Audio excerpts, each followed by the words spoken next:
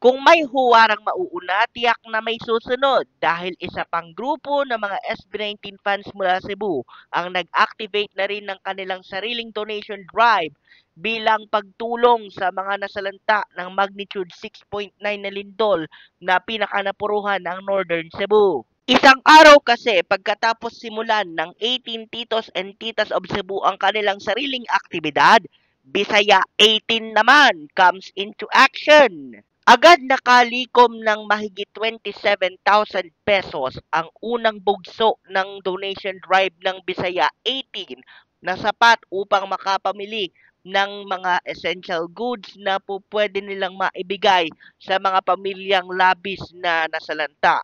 Pangunahing kailangan ngayon ng mga nasa ground zero o sentro ng pagyanig ang mga pagkaing delata, tubig, bigas at iba pang mga pangsilong tulad ng trapal.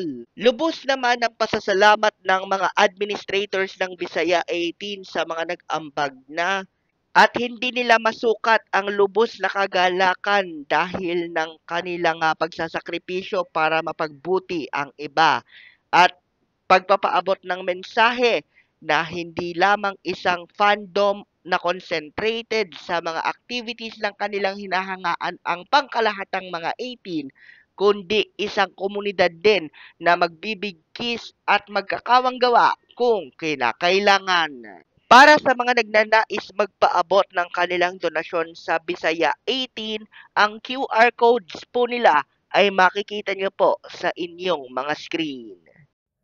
Samantala, nagbukas naman ng isa pang donation lane ang 18 Titos and Titas of Cebu para naman sa mga nagnanais magbigay ng loot bags o yung mga maliliit na plastic bags na may lamang mga kiddie materials para sa kapakanan ng mga batang nakakaranas ng stress o di kaya naman ay trauma pagkaraan ng malagim na 6.9 magnitude na lindol na kailangan silang palikasin sa mga mas ligtas na evacuation centers.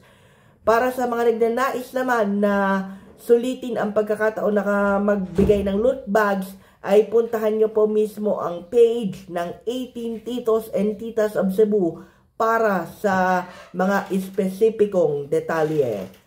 Yan ang ating follow-up report, ang totoong balita mula sa Mabuhay Radio Japan Worldwide. Sa bawat oras, bawat himig, nananatiling walang takot, walang pinapaboran.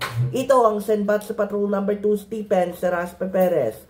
Live, nag-uulat sa larangan ng SB19 dito sa ating Batangas Bureau.